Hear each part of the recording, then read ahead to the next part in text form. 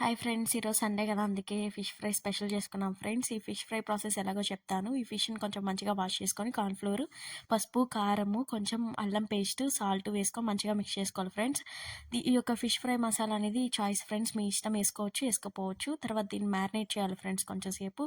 అందుకని ఫ్రిడ్జ్లో పెట్టి దాన్ని కొంచెం ఒక 1 అవర్, ఒక హాఫ్ అన్ అవర్ తర్వాత తీసి బయటకి ఇలా తీసి పెట్టుకోవాలి. చల్లార్చాక ఇలా ఆయిల్ హీట్ చేసుకొని ఆయిల్‌లో ఇలాగ ఫ్రై చేసుకోవాలి ఫ్రెండ్స్. ఈ ఫ్రై అనేది ఇలా అంటే బాగా కొంచెం ఫ్రై అయితే బాగా వచ్చేస్తది ఫ్రెండ్స్ ఊడి. లేకపోతే ఇలా కరుసుకుంటది.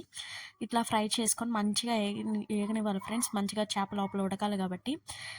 ఎక్కువ మందికి ఫిష్ కర్రీ కన్నా ఫిష్ ఫ్రై అంటేనే ఇష్టం. మా హోమ్‌లో కూడా ఫిష్ ఫ్రై అంటే చాలా మందికి ఇష్టము.